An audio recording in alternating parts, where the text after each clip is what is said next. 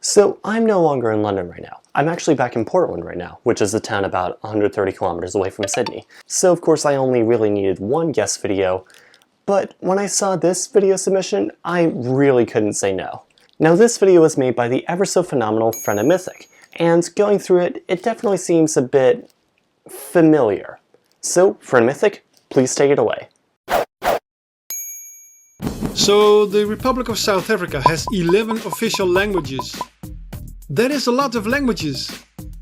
And even though the country is roughly the size of Germany, France and the UK combined, it only has a quarter of the number of inhabitants.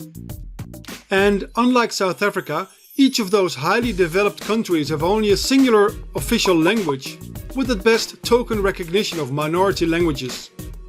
South Africa is at the same time highly developed and abysmally poor. So how does it manage servicing all these required language facilities? Well, truth be told, meh. Not terrible, but not that excessively good either. Having to spend money and time on translations of official and legal documents, on education, even just on things like road signs, is a bit of a drag on society.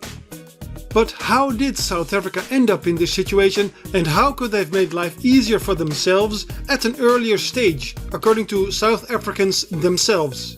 Let's find out.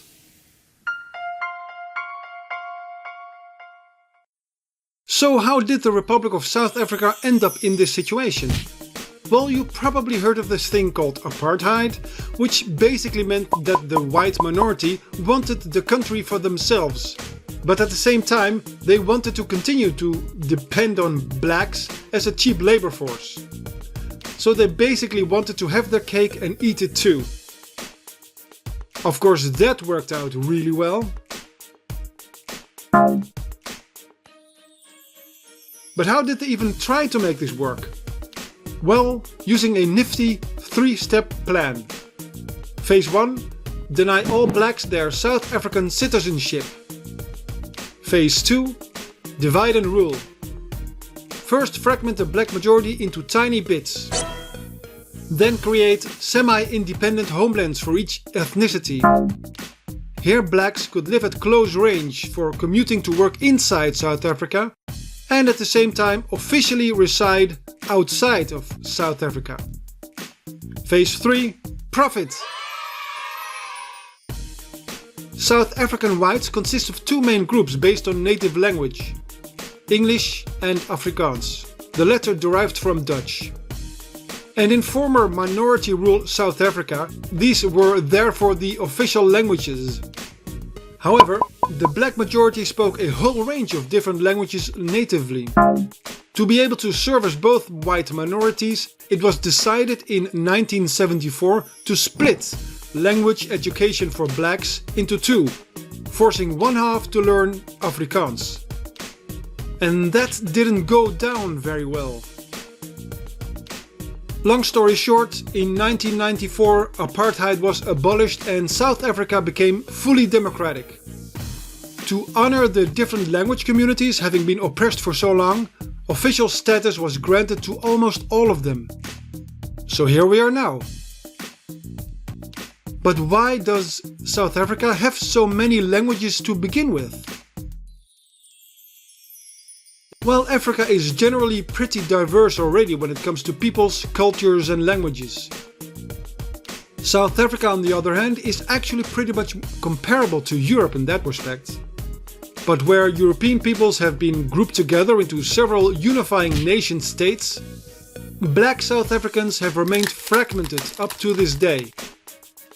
And what certainly didn't help was a swarm of independent German, French and English missionaries back in the day, each translating the Bible into the different tribal languages they encountered.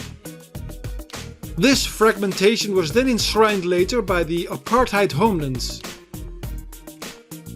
So when the end of apartheid was imminent, the need for rebuilding the country led some to revive ideas of language harmonization.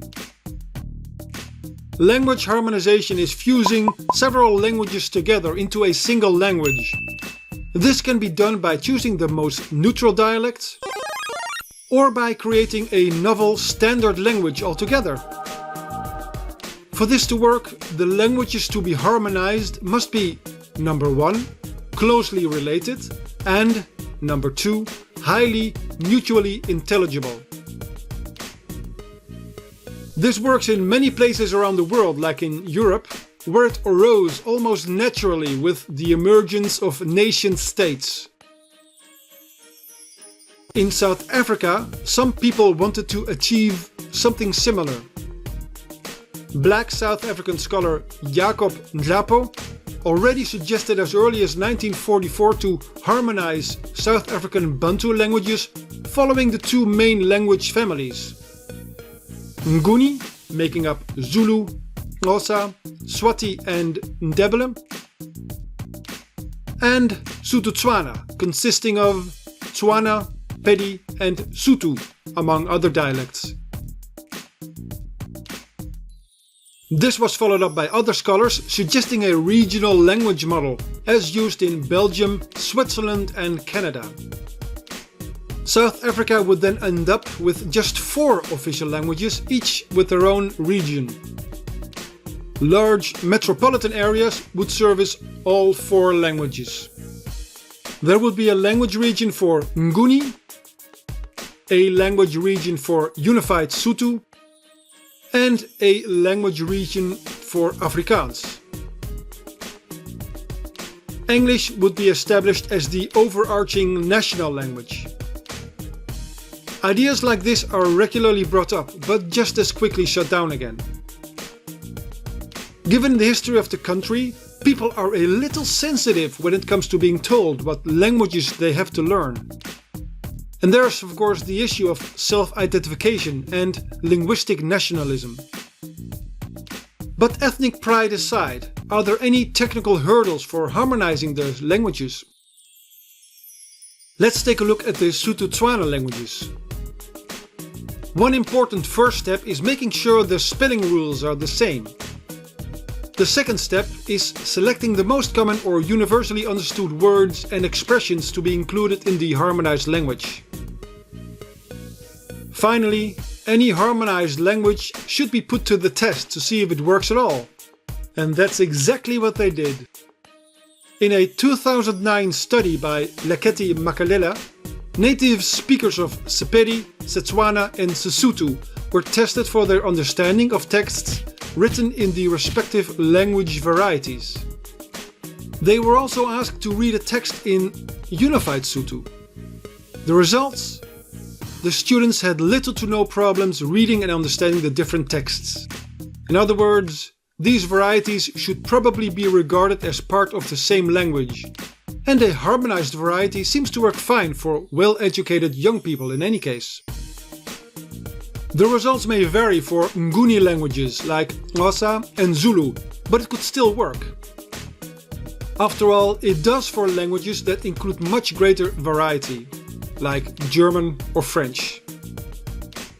So will it eventually happen? Well, politicians would probably not want to tackle this sensitive issue. The most likely thing to happen is English eventually being declared the single national language, like they for example did in Namibia already. It seems like many South Africans would actually prefer that. However, this could mean that all the other languages may eventually disappear, and that would be a shame. Had South Africa's past been different and had the country granted human rights for all its inhabitants, like happened in Western countries, it may have been a different story. Check out my video speculating on what could have happened had apartheid never been implemented. For now, back to KhAnubis, cheers and bye bye!